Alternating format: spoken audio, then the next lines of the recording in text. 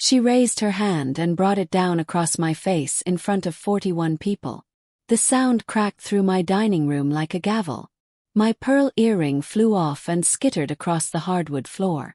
My champagne glass shattered against the sideboard. I did not stumble. I did not cry. I stood completely still.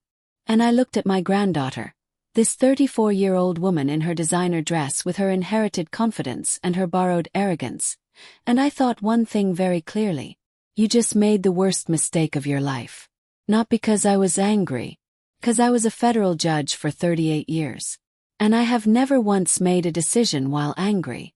If you have ever been humiliated by someone you gave everything to, in front of everyone you respected, do not go anywhere.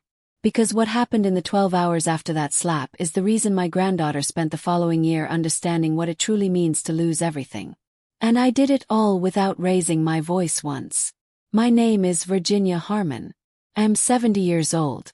For 38 years I served as a federal judge in the Southern District of Georgia, appointed at 32, the youngest woman ever to hold that position in my district's history. I retired 14 months ago. My granddaughter Jessica believed that retirement meant I had set down everything that came with the robe. She was catastrophically mistaken. My husband Charles died 6 years ago. Pancreatic cancer, swift and merciless, the way that particular disease tends to be. Charles had been a civil rights attorney for 40 years, a man who believed with every fiber of his being that the law existed to protect the vulnerable from the powerful. He would have wept at what his granddaughter did at my birthday dinner. And then he would have helped me dismantle her, methodically and completely, because Charles understood better than anyone that accountability is not cruelty. It is just the law applied honestly. We had lived in our house on Magnolia Court in Savannah for 31 years. A white antebellum home with black shutters and a wraparound porch where Charles and I had drunk our coffee every morning without fail, watching the Spanish moss move in the river breeze. I still drink my coffee on that porch every morning. I still sit in Charles's chair sometimes. It still holds the shape of him. Jessica was not always the woman who stood in my dining room with her hand raised. She was the child who used to climb into my lap during my lunch recesses when I brought her to the courthouse on school holidays, asking me in her small serious voice why the people in the gallery looked so frightened. Because something important is being decided, I told her. And important decisions are frightening. She had looked at me with those large dark eyes and said, "But you don't look frightened, Grandma." "No," I told her. "Because I am the one making the decision." She had nodded as though this made perfect sense. I had loved her ferociously for that. Jessica's mother, my daughter Renee, passed away from a stroke when Jessica was 19 years old. I stepped in completely and without hesitation.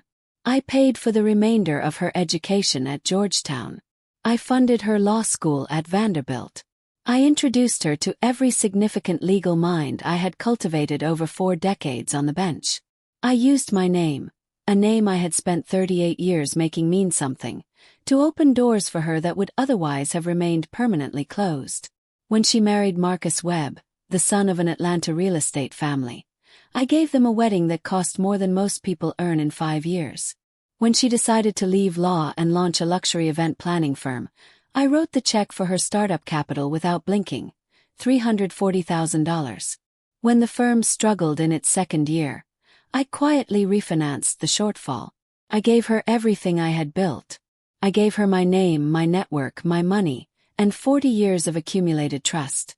And on the evening of my 70th birthday, in front of 41 people including 3 of my former law clerks, 2 federal prosecutors, my longtime attorney James Whitfield, and the Chief Justice of the Georgia Court of Appeals, she raised her hand and slapped me across the face. The dinner had been Jessica's idea. That should have told me something.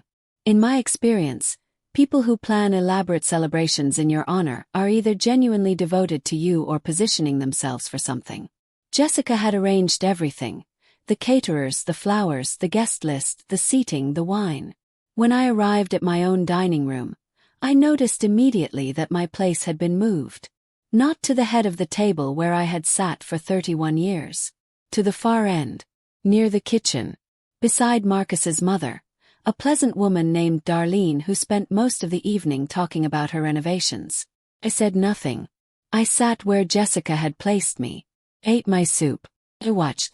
Because 40 years on the federal bench teaches you one invaluable skill above all others. You learn to watch a room and understand exactly what is happening before anyone else does. What was happening was this. Jessica had been drinking since before the guests arrived. Marcus kept touching her arm in that particular way that means please stop.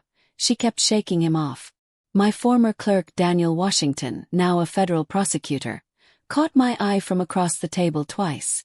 The second time he gave me the smallest, most imperceptible nod. The kind that means I see it too. I nodded back. And then Jessica stood up. She lifted her glass. The room quieted. I thought for one foolish moment that she was going to say something kind. Instead she said, I want everyone here tonight to understand something. My grandmother has had a wonderful run. 38 years on the bench, very impressive. But Virginia Harmon has been retired for 14 months. She is no longer a judge. She is no longer anyone's employer. She is no longer the most powerful person in any room. And it is past time, for the people in her life to stop treating her as though she still is. The room went absolutely silent. The kind of silence that has weight. I set my fork down very carefully on the edge of my plate. Jessica, I said. Sit down. No, she said. And her voice had that particular quality of someone who has rehearsed this moment, who has been building toward it for months and has finally decided tonight is the night. You don't get to tell me to sit down anymore. You don't get to run this family the way you ran your courtroom. You're retired, Grandma. You're old. And frankly, the money you've been holding over my head for the past 10 years ends tonight. I'm done being managed. Every person at that table was completely still. James Whitfield, my attorney of 22 years, had set down his wine glass and was watching me with the careful attention of a man who understands that what happens in the next 60 seconds will matter enormously. I stood up slowly. My knees are not what they were. But I stood the way I had stood in my courtroom for 38 years. Completely straight, completely still, completely unhurried. Jessica, I said again, and my voice was exactly the voice I used when I was about to issue a ruling nobody was going to like. You are going to sit down. You are going to apologize to everyone at this table. And then you and I are going to have a private conversation about what you believe you have just accomplished here. She laughed. It was not a pleasant sound. You know what your problem is, she said, walking toward me from the head of the table. You think the robe is still on. You think you're still up there. But you're not. You're just an old woman who needs to let go. And then she slapped me. I want you to understand what happened inside me in the 3 seconds after that slap. Not rage. Not pain. Clarity.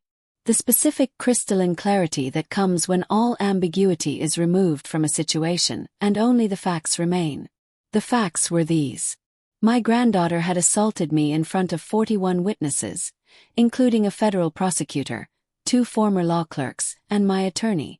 She had done so after making statements that constituted public defamation. She had done so in my home. My home. I straightened. I touched 2 fingers to my cheek. I looked at the 41 people in my dining room. Then I looked at my granddaughter. I said only this. You should have remembered who taught you what the law was for. I turned to James Whitfield. James, I said. Stairs. 10 minutes. And I walked out of my own dining room with my back straight and my chin up and not a single tremor in my step. James Whitfield was in my study within 8 minutes. Daniel Washington followed without being asked, because Daniel had been my clerk for 3 years and understood instinctively when he was needed. We worked through the night. By midnight, James had drafted the formal demand letter for the immediate repayment of the $340,000 startup loan, because I had structured it as a loan, not a gift, with a signed promissory note, callable at my discretion, a detail Jessica had apparently not read carefully enough when she signed it 6 years ago. By 1 a.m, Daniel had prepared a sworn witness statement documenting the assault, the defamatory statements, and the approximate blood alcohol level he had observed. Daniel, as a federal prosecutor, was a professionally credentialed witness whose statement would carry significant weight. By 2, James had drafted the revocation of Jessica's status as primary beneficiary of my estate, a document I had the complete legal right to execute at any time, for any reason without notice. By 3, I had signed a formal complaint with the Georgia State Bar, because Jessica was a licensed attorney, and conduct unbecoming, particularly a criminal assault, was a matter the bar took seriously regardless of whether the victim chose to press charges. By 4 in the morning, I had written 3 letters by hand at my desk in the study where Charles's law books still lined the shelves. The first letter was to the Chief Justice of the Georgia Court of Appeals, who had been sitting 12 feet from me when the slap landed. I did not ask for anything. I simply noted for the record what had occurred and expressed my confidence that the legal community would respond appropriately. The second letter was to Marcus Webb. I told him clearly and without malice that his wife had assaulted me, that I was pursuing all available legal remedies, that the $340,000 demand would be served by certified mail in the morning, and that the wedding gift property, a lakeside lot in coastal Georgia that I had deeded to them jointly, would be the subject of a separate legal review given the circumstances. The third letter was to Jessica. It was 4 sentences long. It said, "You asked me tonight to remember that I am no longer a judge. I want you to remember something in return. I spent 38 years deciding what people deserved. Tonight I decided what you deserve. The paperwork will arrive by 10. By 7 in the morning I had slept for 90 minutes, showered, dressed, and was sitting on my porch with my coffee when James's courier arrived to collect the documents. By 10:15 Jessica called. Her voice was unrecognizable. Before I tell you what she said on that call, I need to tell you about something that happened 3 weeks later. Something I had not expected.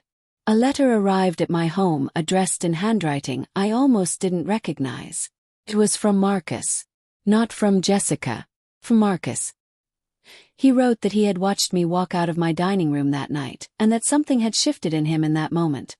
Watching a 70-year-old woman who had just been struck across the face walk out of a room with more dignity than he had ever managed to summon in his life. He wrote that he had filed for separation. Not because of the legal consequences.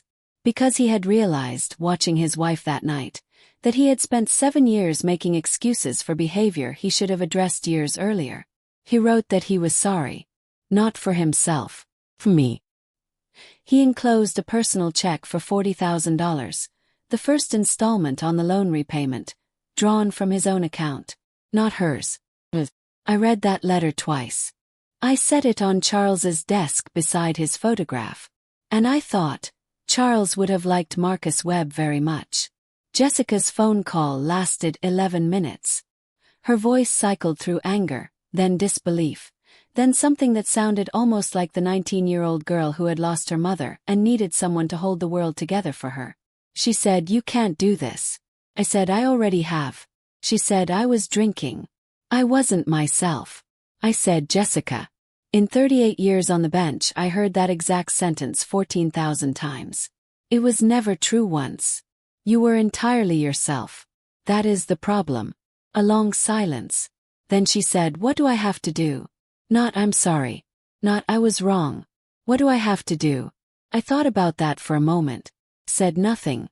There is nothing you have to do. That is what you need to understand. There are no steps. There is no checklist. There is no version of this where you perform the right actions and receive the right outcome. What happens next is not about what you do. It is about who you become. And that is entirely your decision and entirely your work. Cannot help you with it." She was quiet for a long time. Then she said, "I didn't think you'd actually do it." "I know," I said. "You never think the judge will actually rule against you. Until she does. I am 70 years old. I built a career on the belief that the law exists to protect people from the consequences of other people's worst impulses. I spent 38 years in a black robe making sure that belief meant something. What I did not do, what I should have done far sooner, was apply that same standard to my own family. I let love become an excuse for looking away.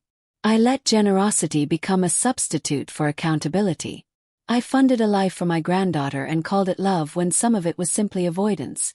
The avoidance of the painful conversation, the difficult boundary, the moment where a grandmother says no and means it. I take responsibility for that. The night of my birthday, Jessica gave me something I had not expected. Not the slap. The clarity. The absolute, unambiguous clarity of a situation in which there was no longer any reason to look away. And I am grateful for it. Not for the pain. For the clarity. 18 months later, Jessica is working as a public defender in Macon, Georgia. She took the position herself. Nobody suggested it. She is, by all accounts, a fierce and dedicated advocate for people who cannot afford one. She has not contacted me. I have not contacted her. But Daniel Washington ran into her at the courthouse 3 months ago and told me afterward that she looked different. More present, he said. Like someone who had put something down and found out she could walk further without it. I thought about that for a long time. Then I went back to my porch. And I drank my coffee.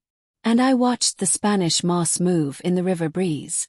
And somewhere in the quiet of that Savannah morning, I felt Charles beside me. Just for a moment. Just long enough. The woman who built the bench does not disappear when she steps down from it. She simply decides where to stand next.